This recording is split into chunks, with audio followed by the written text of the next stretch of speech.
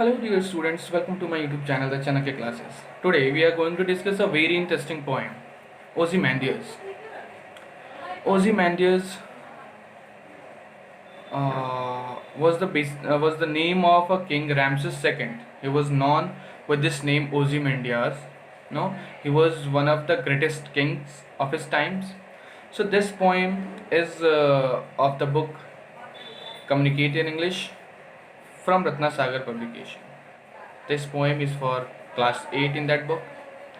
Uh, it's a very interesting poem and we can enjoy this poem a lot.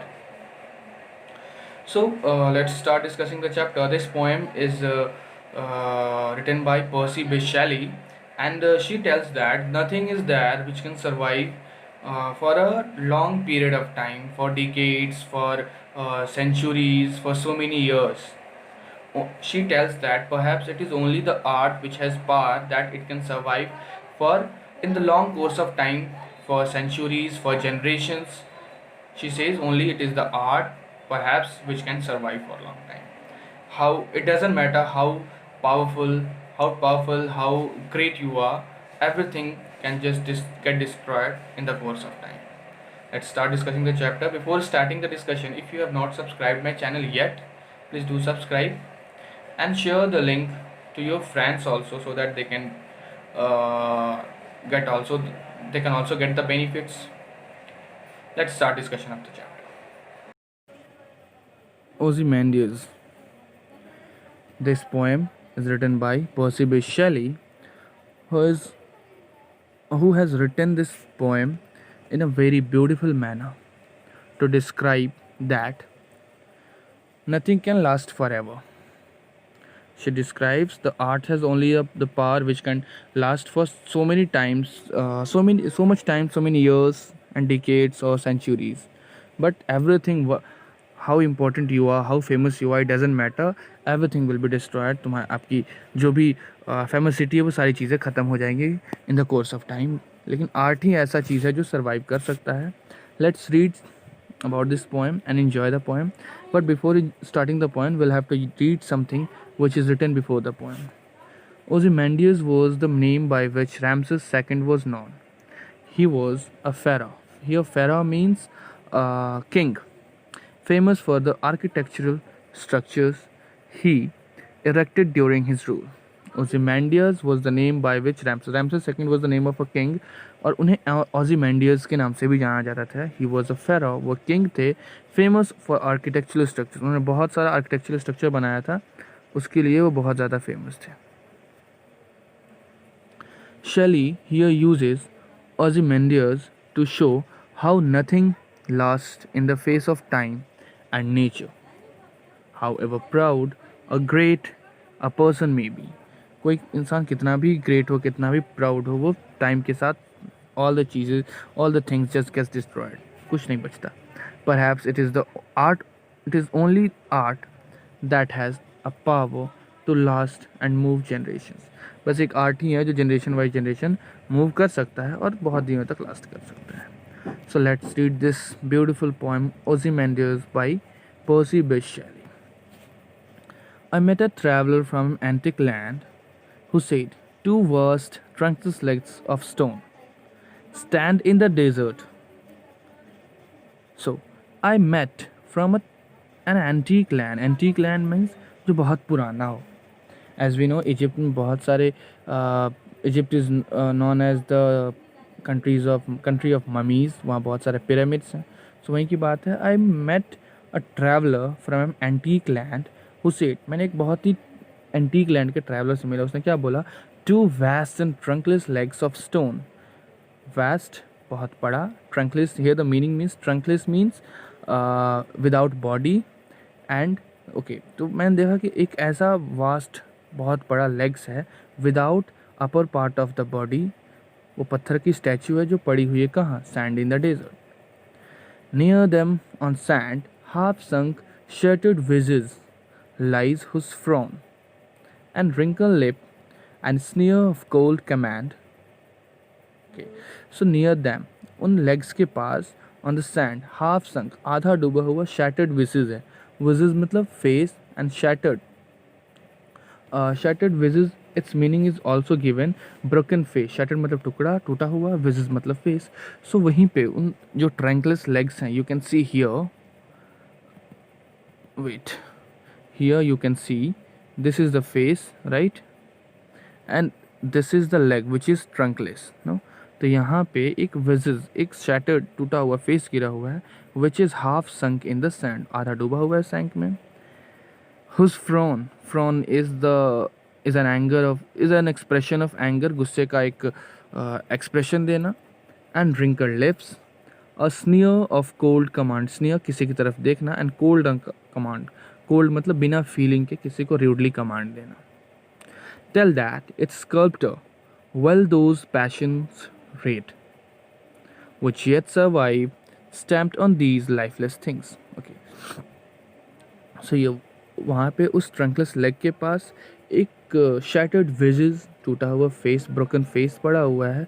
Whose frown means that face has an expression of anger, wrinkled lips हैं, and sneer of cold command. और वहाँ पे वैसे वो किसी को देख के कमांड दे रहा है, बिना फीलिंग के, गुस्से में, रूडली किसी को कमांड दे रहा है. टेल दैट, और इन सब फिगर से क्या स्टैचू से पता चल रहा है, ये these are the qualities of that statue and that visage's face, shattered face, कि क्या क्या उसमें था. जैसे वो गुस्से से देख रहा, ऐसा लग रहा था कि वो फेस गुस्से से देख रहा हो, किसी को कोई कमांड दे रहा हो. wrinkled lips थे उसके. Tell that its sculptor well those passions read, which yet survive, stamped on these lifeless things. Now these qualities of face shows that the sculptor who make the statues are called sculptor. So the sculptor well those passions read, मतलब जिस sculptor ने इस statue को बनाया था, उसने बहुत passionate होकर, बहुत अच्छे से, बहुत ही स्किल्ड था. उसने बहुत अच्छे से किंग के एक्सप्रेशन को रीड किया था, और बिल्कुल उनके जैसे एक्सप्रेशन को हूबहू उसने स्टैचू पे कार्व किया था. विच येट सर्वाइव, और किंग तो अभी तक सर्वाइव नहीं किए, बट वो जो आर्किटेक्ट ने, स्कल्प्टर ने जो कार्व किया था द एक्सप्रेशन ऑफ किंग, जो बहुत पैशनेट से होके उसने किंग के एक्सप्रेशन को रीड किया था, फिर उसे कार्व किया था, वो एक्सप्रेशन अभी तक सर्वाइव किया है. As the lines written before the poem, the poet says that perhaps it is only art that has the power to last and move generation. And it is here कि king के statues तो उतने बड़े थे, वो गिर गए, destroy हो गए, टूट के, लेकिन जो स्कल्पटर ने जो आर्ट दिखाया था वो अभी तक है. विच येट सर्वाइव, अभी तक वो सर्वाइव कर रहा है. स्टैम्प्ड मतलब वॉक करना, but here statue can't walk, लेकिन हियर स्टैम्प्ड मीन्स मतलब वो अभी तक सर्वाइव कर रहा है वो art on these lifeless things. किस पे? These life deserts are lifeless things. इन लाइफलेस थिंग्स में भी वो आर्ट अभी तक सर्वाइव कर रहा है. the hand that mocked them and the heart that fed, or the hand that mocked, here the mocked means copied, the hand that mocked them, और वो hand, here the hand means the hand of sculptor, जिसने sculptor बनाया, उसने copy किया है इन सारे expressions, sneer and cold command, wrinkled lip, whose frown face, इन सारी चीज़ों को उस स्कल्प्टर ने कॉपी किया है. The hand that mocked, hand ने कॉपी किया, उस हैंड ने जिसे कॉपी किए देम, उन सारे फीलिंग्स को. And the heart that fed, और वो हर्ट दैट फेड, यहाँ हर्ट किंग का हर्ट है. किंग ने जैसा फीलिंग दिया उसको बहुत अच्छे से स्कल्प्टर ने कॉपी किया है. And on the pedestal these words appear, और उस पेडस्टल पे कुछ चीज़ लिखी हुई थी. फिर वहाँ पे my name is Ozymandias, king of kings, look at my works, ye mighty and despair. Here ye means ye means you, जो पहले बहुत ओल्ड ग्रामर में यूज़ किया जाता था. Mighty, here mighty refers to all the mighty kings of that time when Ramses II Ozymandias was the king. And despair means we can say hopeless, जो बहुत दुखी हो, बहुत sad हो, hopeless हो, कोई उम्मीद ना हो. Okay, so and on the pedestal these word appears. Pedestal is the base, this is pedestal. Okay, the base of the statue, जिस पे स्टैचू को खड़ा किया जाता है. तो पेडस्टल पे कुछ कार्व की हुई कुछ चीज़ें लिखी हुई थी. क्या थी वो चीज़ें? My name is Ozymandias, king of kings. Okay, it was written कि मेरा नाम ओzymandias है and I am king of kings. Look at my works. मेरे वर्क्स को देखो, मैंने क्या क्या आर्किटेक्ट बनवाया है. So here the works refers to that statue of king Ozymandias, जो कभी बहुत बड़ा, बहुत ह्यूज, बहुत वास्ट हुआ करता था, अब वो टूट गया. तो उन्होंने लिखवाया था कि लुक एट माई वर्क्स, देख मेरे वर्क्स देखो, मैंने कितना अच्छा वर्क्स बनाया है. ये माइटी यू, मतलब यू माइटी किंग्स, तुम सब लोग देखो कि मेरा वर्क कितना बड़ा है, कितना अच्छा मैंने आर्किटेक्ट बनवाया है. एंड डिस्पेयर, और तुम लोग सारे होपलेस हो जाओगे ये देख के. मतलब तुम सारे, hey all hopeless kings, just look at my work. Here the meaning of this words is कि किंग ओzymandias बोलना चाहते हैं कि तुम सारे होपलेस किंग्स देखो मेरा वर्क कितना अच्छा है, मेरा आर्किटेक्ट डिज़ाइन कितना अच्छा है. Now here the poet says nothing besides remains round the DK.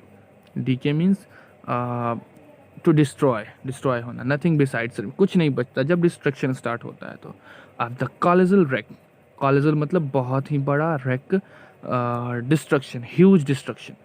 So round the decay of the colossal wreck boundless and bare, कुछ भी नहीं बचता. जब कॉलेजल रेक होता है, बहुत बड़ा डिस्ट्रक्शन होता है, कुछ नहीं बचता.